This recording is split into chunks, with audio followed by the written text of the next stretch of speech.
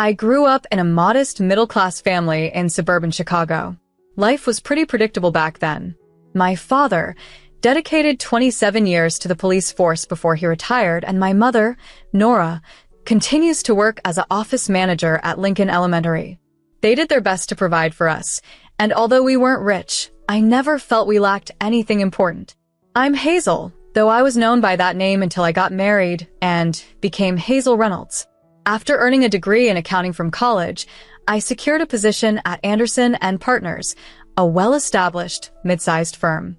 The job paid well and offered consistent work. My daily routine was uneventful: wake up, work, return home, and repeat. That was until a fateful rainy day in October changed everything. I was in a hurry to grab my morning coffee from Starbucks when I accidentally bumped into Owen. In my rush, I spilled my coffee all over his expensive suit. Mortified, I began apologizing profusely, offering to cover the dry cleaning costs. To my surprise, he just laughed it off and suggested I could make it up to him by joining him for dinner that evening. That dinner led to many more, and soon, Owen became a significant part of my life. He was unlike anyone I had ever dated. He was the son of Hudson and Riley, the affluent owners of Reynolds Industries, a major manufacturing company in the Midwest. Despite his family's wealth, Owen never made me feel inferior. He appreciated that I came from a real family, as he put it. The dynamic shifted slightly when he introduced me to his parents at their expansive Lake Forest mansion. Riley scrutinized me as if I were an inconvenience, barely concealing her disdain. During dinner, when discussing my background, my father's career in law enforcement, and my mother's job at the school, she reacted as though they were outlaws, not hardworking, respectable people. Despite the chilly reception from his parents, Owen proposed 3 months later, and I accepted without a second thought. Our wedding was an affair of mixed emotions, attended by his parents who managed only to offer strained smiles and formal congratulations. After a beautiful honeymoon in Bali, we moved into a luxurious apartment in downtown Chicago. The apartment was spectacular, with sprawling views of Lake Michigan, a stark contrast to the simplicity of my childhood home. Life felt like a dream, especially when I discovered I was pregnant 2 months later. Owen was overjoyed, and even his parents seemed to warm up to the idea, though Riley backhandedly commented on the baby's good breeding on one side. We named our son Hudson Jr., Hudson for short, after his grandfather. He was born on a serene, snowy morning in December. Holding Hudson for the first time made all the hardships fade away.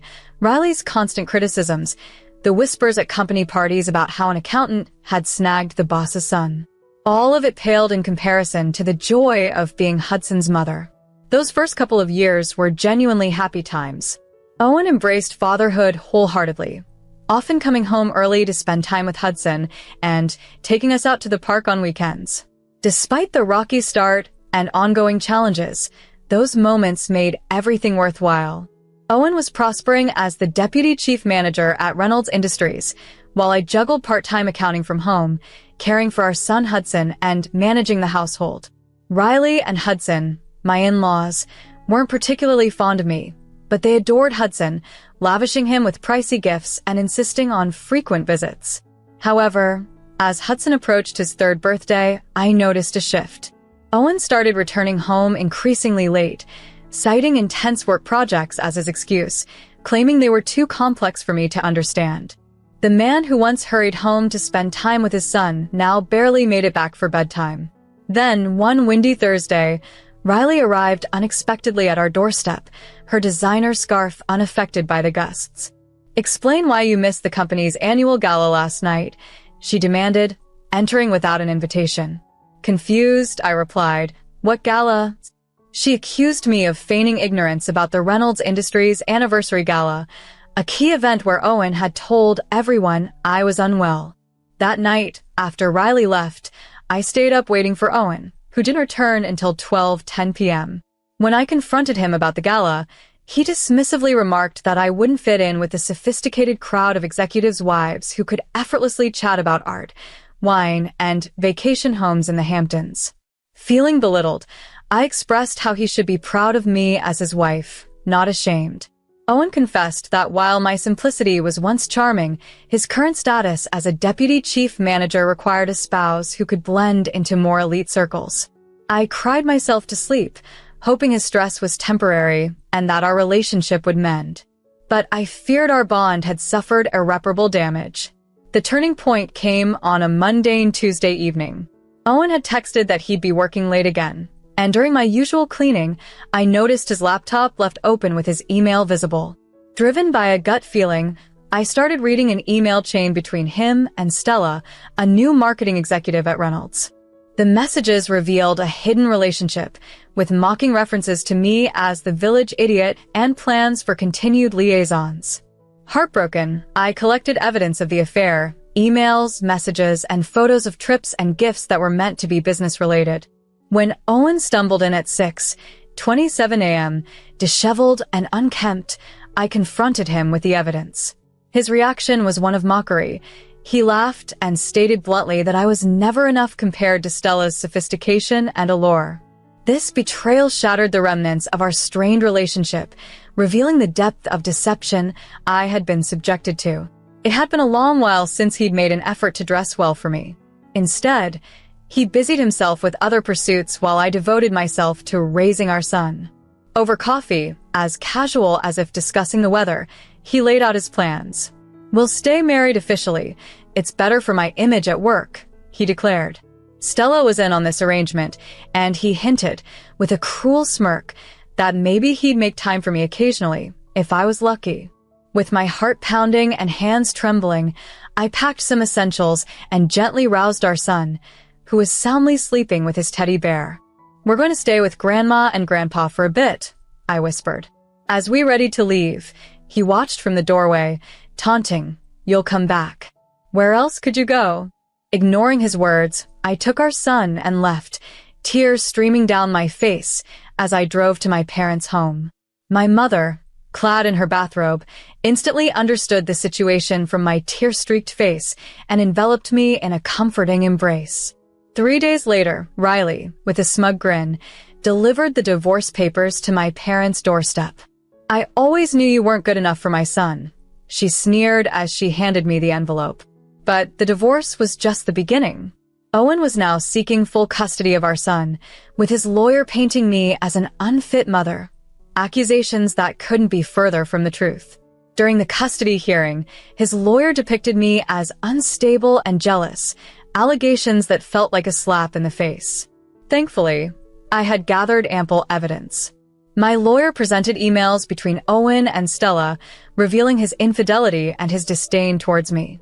The judge's demeanor shifted upon seeing the timestamps on the emails, proving that my reactions were based on his deceptions, not jealousy or instability. The judge ruled in my favor, granting me primary custody and assigning Owen limited visitation rights, along with a significant child support obligation. I returned to full-time work at an accounting firm, and my parents became indispensable, turning their golden years into dedicated grandparent duty. Life found a new, honest rhythm, devoid of the former chaos. One Saturday, a black Range Rover pulled up. Owen stepped out, sharply dressed, followed by Stella, who looked disdainfully around in her designer attire. "I'm here to see my son," Owen announced, barging past me. Stella's expression of distaste didn't falter as she followed him inside, marking yet another challenging chapter that lay ahead. She glanced around our cozy living room, its furnishings showing signs of wear but exuding comfort. Bursting into laughter, she scooped up one of my mother's treasured family photographs. "This place is a total wreck," she mocked. "It's like a doghouse." I bristled at her words. "Watch your language," I cautioned. She spun towards Owen, her voice dripping with disdain. "Owen, darling, you can't possibly think it's okay for your son to live here. And these people," she waved dismissively at my parents who stood stunned in the doorway, "they're not fit for this. They should be nowhere near raising a Reynolds heir." "Get out," I demanded, my voice quaking with anger. "Both of you, leave my parents' home now." Owen scoffed. "Or what? That's enough. Hazel," I declared, my patience frayed. "I'm not playing nice anymore. I'm taking Hudson, and I'm going to make sure you regret this." You think you've won in court? Just wait. I pushed them towards the door. Leave now. Come on, Owen, Stella cooed. This dump probably has fleas. As they drove off, I wrapped my arms around my parents. My mother was in tears, and my father's fists were clenched in barely restrained fury. Watching their car disappear, a new resolve solidified within me. Anger had replaced fear. The next evening, as I sat brooding over a cold cup of coffee, my dad joined me at the kitchen table. You know, sometimes the best defense is a good offense, he remarked. He mentioned Mike Sullivan, a former colleague turned crime analyst, renowned for his discretion and thoroughness. Stella's arrogance, her spiteful remarks about my family, and the relentless nasty emails she sent were all too much. That morning, she had mocked my LinkedIn photo. Look at this loser. Can't even dress properly. Owen's taunts were no better. His email from the previous day read, "Seeing you in that pitiful place, I remember why I left. Enjoy your poor life with your cop father. How much does Mike charge?" I found myself asking. 2 days later, I was in Mike Sullivan's office, a compact room downtown. Mike, a rugged man with gentle eyes, had known me since childhood. Despite trying to focus on work and Hudson, the harassment from Owen and Stella was relentless. Then Mike called urgently. "You need to see this in person," he insisted. In his office, he handed me a thick file. First off, he began, "Stella isn't her real name. She's been using her sister's identity. Her real name is Stella." As I flipped through the file, my hands trembled. Before her role at Reynolds Industries, Carla had been an escort, hopping from one wealthy man to another, living off their fortunes until they grew weary of her or uncovered her minor frauds. She'd assumed various aliases in different cities, always vanishing before suspicions arose. But her activities at Reynolds Industries were far more insidious. Mike pointed to bank statements. She's been draining funds from company accounts, little by little, avoiding detection. He then showed me screenshots of emails. She's also been leaking confidential company info to your biggest competitors. Details about product launches, merger plans, everything. This revelation marked a turning point, transforming my resolve into action against the deceit threatening my family's future. I leaned back, my thoughts racing about the enigmatic and seemingly flawless Stella. It turned out she was nothing more than a swindler who had not only ensnared my husband, but had also weaseled her way into the heart of the Reynolds dynasty. Mike revealed more shocking details as he pulled out yet another folder. Remember the massive contract Reynolds Industries lost last month? The one that cost them millions. He paused, his eyes darkening. Stella leaked the bidding details to a rival company 3 days before the submission deadline. I meticulously collected all the proof I could find, making several copies. Yet, I refrained from exposing her immediately. I knew something Stella didn't. Timing is everything. The phone rang on a chilly Wednesday morning. Riley's voice, frosty as usual, conveyed a begrudging invitation. "Hazel, Hudson's 57th birthday bash is this Saturday," she stated, sounding as though she were planning a dental procedure rather than a celebration. "While we'd prefer this to be a family-only event, Hudson needs to attend his grandfather's birthday. And since he's too young to come by himself." Her voice trailed off, leaving the implication hanging in the air. I was only welcome as Hudson's chaperone, expected to fade into the background and avoid any embarrassment. Hudson's birthday party was as lavish as one might expect, with a mansion adorned in gold and crystal, waiters circulating with silver trays of champagne. Hudson and I entered to a sea of judgmental glances. "Oh, you made it," Riley remarked with a strange smile before beckoning Hudson over.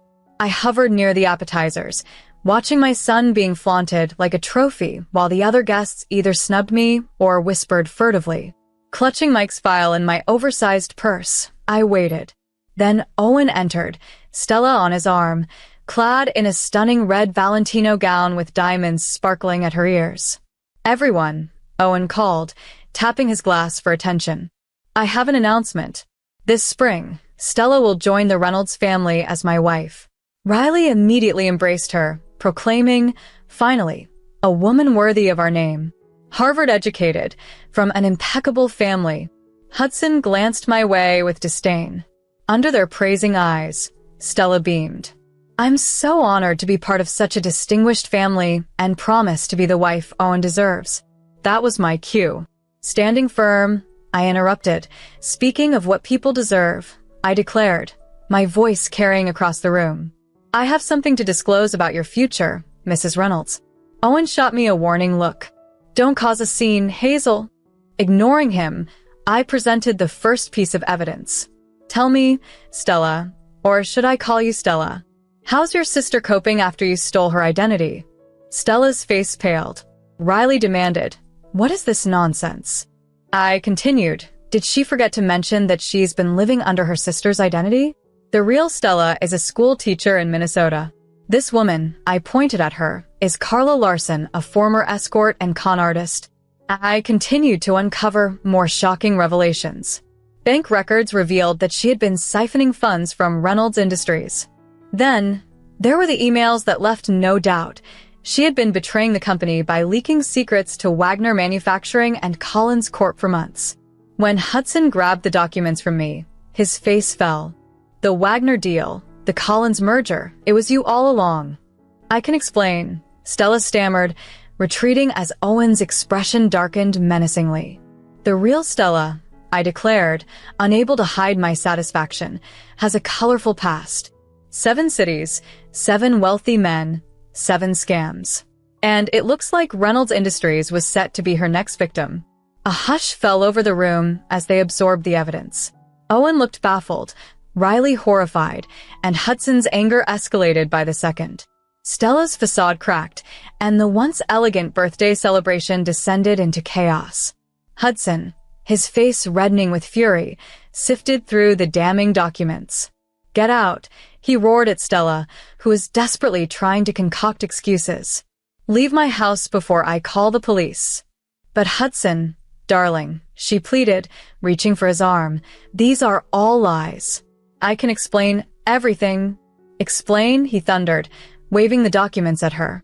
Explain how you sabotaged the Wagner deal, a contract worth $10 million? And Collins, our biggest rival. You've been feeding them our secrets. Riley, who had been silently reading through the records, looked up with icy disdain. You common fraud, she spat out. You thought you could deceive your way into our families? Stella edged towards the door, her designer heels clicking against the marble. Owen, baby, tell them it's not true, she pleaded. But Owen was pale, staring at the photos of Stella with various affluent men. If you're not off my property in 27 seconds, Hudson threatened quietly, I'm calling the cops, and believe me, you'll be seeing our lawyers. Stella hurried out as Hudson then turned to his son. The guests might have appeared engrossed in their champagne, but all eyes were on them. You brought this woman into our company, Hudson accused Owen. Gave her access to sensitive information just because you liked her looks? Dad, I had no idea, Owen protested. That's just it, you didn't know. Didn't bother to check, thinking with everything but your brain, Hudson snapped. You're fired, Owen. Clear out your office by tomorrow. And the apartment you're in? Company property. Find somewhere else. Riley, unusually quiet until now, turned to me. Hazel, she said, her voice laced with real emotion for the first time, we owe you a massive apology. You've saved our company from untold damage. Hudson nodded in agreement. We were wrong about you, very wrong. You've proven yourself truly deserving of the Reynolds name, unlike others. 3 days later, Stella was arrested at O'Hare Airport, trying to flee to the Cayman Islands. The evidence I had collected, along with what Reynolds Industries lawyers had uncovered, was irrefutable. After the revelation at Hudson's birthday party, everything changed. It's been 6 months, and I now live in a simpler apartment, less lavish than the one I shared with Owen, but ideal for Hudson and me. The Reynolds family gifted it to us, a gesture of gratitude for exposing Stella's deceitful plots. It's the least we could do, Hudson had remarked as he handed me the keys, acknowledging the ordeal. The apartment is nestled in a family-friendly neighborhood near reputable schools. Hudson's room bursts with superhero posters, and my modest home office offers a serene park view. Unlike the ostentatious penthouse, This place truly feels like home. Owen, now in California, maintains his bond with Hudson, calling every Monday at 8 p.m. Their chats are brief. Hudson is young and not much for long conversations, but Owen's effort to stay connected as a father, despite the distance, is clear. He never asks to speak to me, and I'm at peace with that. Some relationships are better left in the past. Life has taken a turn with the Reynolds as well. Riley visits weekly, bringing gifts not just for Hudson but for me too, like the stunning orchid last week. In a surprising turn of events, Hudson and Riley hosted a dinner for my parents. The last encounter at my wedding had highlighted our different backgrounds, but this time, the atmosphere was warm and inclusive. Hudson showed a genuine interest in my father's police stories, while Riley and my mother bonded over gardening tips. Nora, Riley addressed my mother warmly as the evening concluded. You and FY have raised a remarkable daughter. I'm sorry we didn't see it sooner. My mother, with her inherent dignity, simply replied, sometimes. It takes others a while to catch up. Though life is far from perfect, I find solace in the moments I spend with my son and his grandparents. Watching Hudson healthy and happy is a constant reminder that we're going to be all right. Recently, Hudson came across an old wedding photo of Owen and me. Do you miss Daddy? He asked innocently. I sat next to him, pulling him close. Sometimes, I admitted, but life doesn't always follow our plans. It often goes wrong before it goes right. The important thing is to stay true to who you are. Later, as I tucked him into bed, I reflected on our journey, from being the overlooked accountant to becoming the woman who saved the Reynolds company. Life's happy endings aren't always what you expect. Sometimes, they are even better.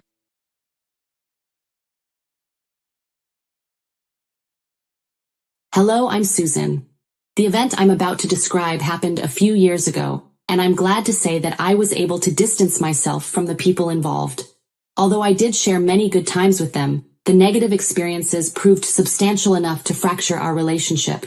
Before delving into the incident, I believe it's essential to provide a comprehensive background on my ex-husband, Chase, and his family. Chase and I first crossed paths during our senior year in college. Our connection blossomed as we frequently found ourselves in the library at the same time on weekends. This shared proximity led to conversations, subsequent dates, and a relationship. Approximately 6 months after graduating, we decided to take the next step and moved in together. Chase, a fun-loving and easygoing individual, complemented my more tightly wound nature. His ability to go with the flow balanced my need for organization. After settling into our life together, we decided it was time to introduce each other to our respective families. My family, being somewhat overprotective, subjected Chase to a sort of interview before approving our relationship.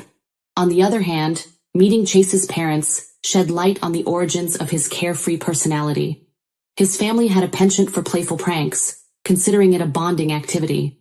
While they were considerate enough not to cross certain boundaries with me, knowing my aversion to pranks, the first instance occurred when we initially started dating. During our introduction, they purposefully overserved my food, unbeknownst to me, as Chase hadn't given me a heads up about his family's love for pranks. The situation unfolded while everyone else reveled in the exaggerated praises of the meal. I found myself seated, doing my best to consume the oversized portion. Chase's dad, Idris, insisted, "You should keep eating, Susan. We can't let you leave the table hungry." I was already feeling dehydrated, and finally Chase's mom, Kylie, broke character and burst into laughter. Confused, I looked at her and she instructed me, "Oh, sweetheart, stop eating. It's just a prank." They revealed that it was a quirky initiation into their family. I couldn't help but laugh, and that shared moment created a more positive dynamic between Chase's parents and me. From then on, whenever I visited Chase's parents, I was either on high alert, ready to uncover any prank, or eagerly joining in on the fun. It always turned into a good time, and Chase appreciated my ability to take the pranks in stride. One day, my curiosity got the better of me, and as we were returning from his parents' place, I asked Chase, "Why are you always so grateful for my good-natured approach to the pranks after we visit your parents?" His response was intriguing. "Oh, because you're okay with their pranks." Skeptical, I replied, "That's hardly a proper reason." Who wouldn't be okay with harmless and fun pranks? Chase opened up. Trust me, a lot of people. I've had relationships fall apart because they couldn't tolerate my parents' pranks. I found it surprising. That's crazy. This is all just good-natured fun. Chase agreed. Exactly. It means a lot, especially coming from me. I'm not even a fan of pranks. That's why I'm so glad you're okay with it. You even participate in pranking others. I admitted. Well, as long as no one is crossing boundaries or getting hurt, there's no harm in some fun. Chase expressed his gratitude. I hit the jackpot with you, didn't I? Although tempted to agree, I teased him. I'd love to say yes, but really, this is the bare minimum. I am concerned about the kind of women you were seeing before me, though. Knowing that Chase found me to be a breath of fresh air made me feel warm inside. He was the first guy who was genuinely enjoyable to be around. I didn't need to alter anything about myself. He took great care to respect my boundaries, while ensuring I had a good time. I was certain I had found someone special. After 4 years of dating, it came as no surprise to anyone that we got engaged. The engagement itself took a playful turn. During dinner at Chase's parents' place, his mom, Kylie, accidentally spilled wine on my dress. Despite the commotion, I chuckled because I knew it was a prank. Kylie guided me upstairs to change into dry clothes.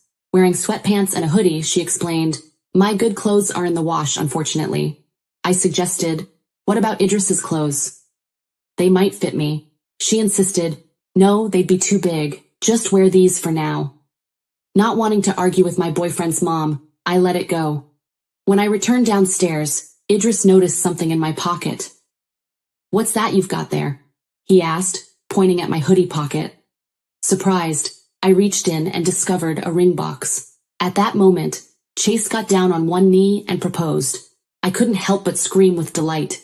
It was the best prank ever. We planned to get married the following year. While I enjoyed Chase's parents' pranks, I knew I didn't want any on my wedding day. I envisioned a day filled with joy, free from mishaps or embarrassment. Broaching the topic with Idris and Kylie on my own seemed delicate, so I hoped Chase would handle it. Although approaching him made me a bit anxious, it was far easier than addressing his parents. One night before bed, I decided to discuss it with Chase.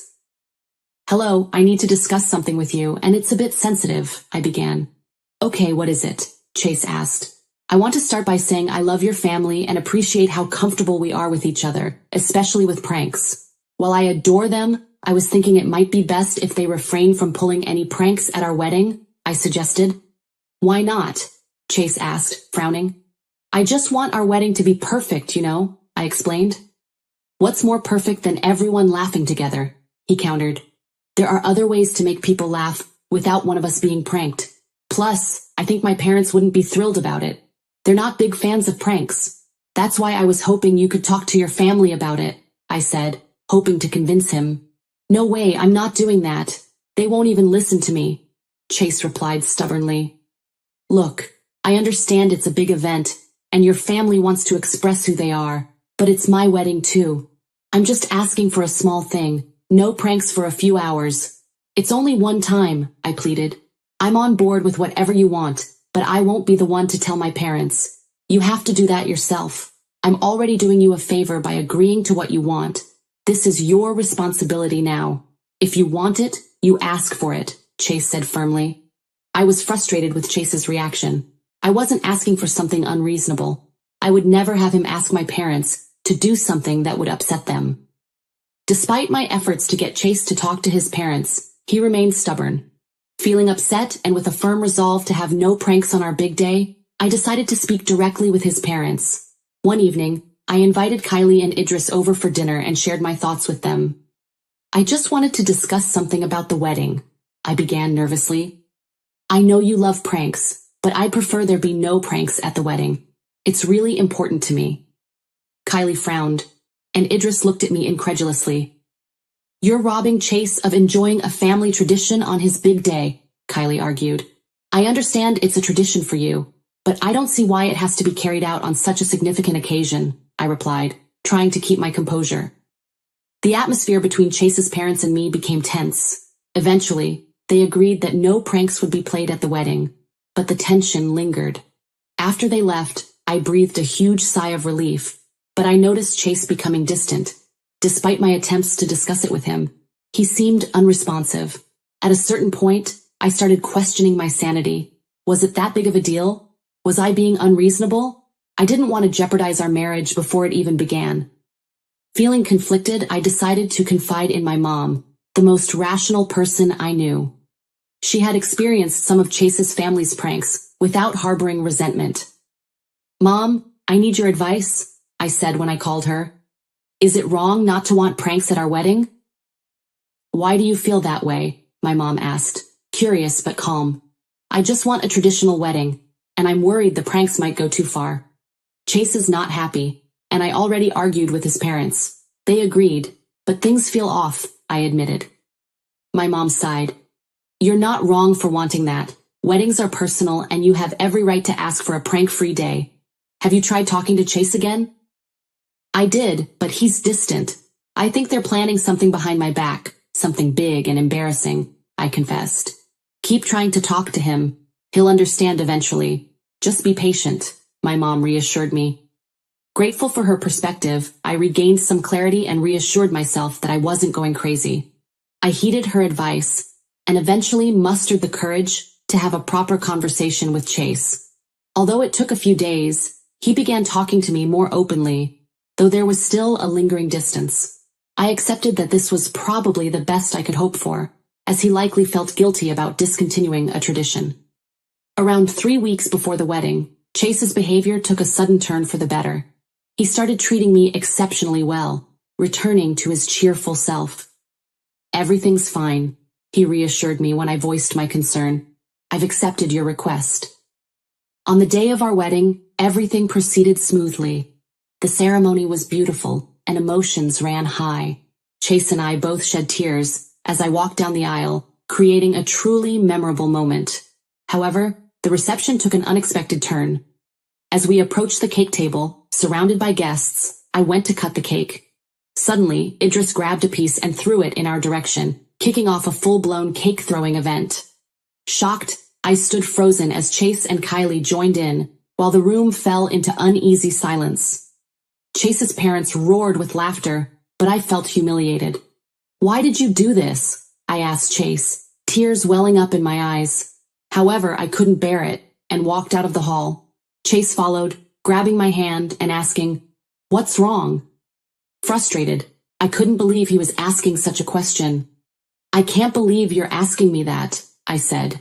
"I asked them not to do one thing, and they did exactly that." Chase attempted to downplay it. "Come on, it was just a small prank," he brushed it off. I was deeply hurt by their disregard for my request. "I'm deeply upset that you went behind my back to do something I explicitly asked you not to do," I snapped and added. "And you thought it would be amusing to humiliate me with what you considered a perfect prank." Chase looked defensive. "To be honest, it was my parents' idea. I just went along with it." I shook my head in disbelief. "The issue is that you knew I didn't want this, and you didn't even try to stop them. Instead of telling them I wasn't okay with it, you let them go ahead and do it behind my back. And then you call me a crybaby for being upset?" He sighed. "I didn't mean it like that." My voice cracked with emotion. "This isn't just about the prank. I spent money on my dress, my makeup, and you ruined everything. The moment, the memories, the pictures I wanted with you." Enraged, I left and sought solace at my mom's place.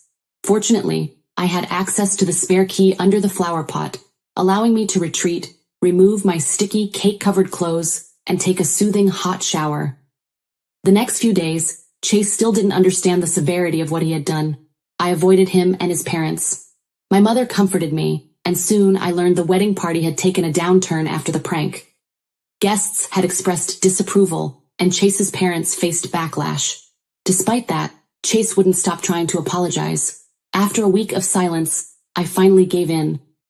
We met, and I saw the genuine remorse in his eyes. "I'm sorry," he said quietly. "I never meant to hurt you like that.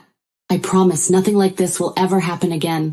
Seeing his sincerity, I decided to give him a second chance. But it wasn't until 4 months later that his parents finally reached out. Kylie and Idris apologized. "We're really sorry for what happened," Kylie said, her voice a bit shaky. "We didn't mean for things to go so far." I hesitated. "It took you 4 months to say that?" Idris looked sheepish. "We didn't realize how much it hurt you." After thinking it over, I decided holding a grudge was pointless.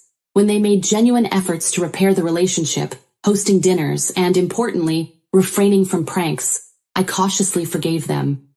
They had finally proven that they had changed over time. 3 years after Chase and I got married, I got a substantial promotion and had some extra money. I suggested, "How about we go on a luxurious trip to Venice?" Chase's eyes lit up. "That sounds amazing. But are you sure we shouldn't save more for the house?" I reassured him. "I've already put money aside for the house. This is just extra for us to enjoy." After discussing the details, Chase suggested, "Why don't we invite my parents? They haven't had a vacation in ages, and it might be nice." At first, I was hesitant. "I don't know. They'd have to cover their own expenses, and we'll need some space." "Of course," Chase said, "but it would be good to have them along." Despite my lingering doubts, I agreed. However, after what Kylie and Idris had done in the past, I took precautions. 5 days before our departure, Kylie and Idris stayed at our place to be closer to the airport. Everything seemed normal. The night before the flight, while packing, I handed them their tickets and passports. To my surprise, none of them bothered to check what I gave them. I smirked internally. Everything had gone according to plan. I had given them one-way tickets to Venice. I figured if they tried to pull anything, they'd be stranded in Venice with no way to return, especially with flight prices so high during the peak holiday season.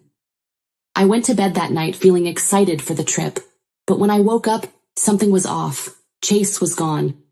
Usually I had to drag him out of bed, but this time, the house was eerily silent. I checked the guest bedroom. Their luggage was gone, except for mine. I hurried back to our room and saw a note on the door. It read, "Gotcha." I had fallen victim to yet another prank. I didn't feel shock this time, just a deep sadness. I thought we were moving forward, but clearly, Chase and his parents found joy in sabotaging important moments for me. Grateful that I had executed my plan in full, I waited until I knew they had landed in Venice before making a call. I tried calling Chase and Idris, but neither answered. Finally, Kylie picked up. "Hello?" she said casually. "Did you seriously leave without waking me?" I asked, my frustration rising. "Oh, you can just book another ticket," she said dismissively. That was when I dropped the bombshell. "You might want to check those tickets. You're on one-way flights." There was silence on the other end before she erupted. "What? You can't be serious?" "I am. You've been pranked. Have fun getting back." With that, I hung up. I knew this was it. I was done. When Chase's voicemails started flooding in, first angry, then pleading, I ignored them all. I decided to divorce him. It was over. After finalizing the divorce, I realized how important it is to maintain boundaries, even with family. Boundaries, I've learned, are essential for protecting your own well-being, no matter who tries to cross them.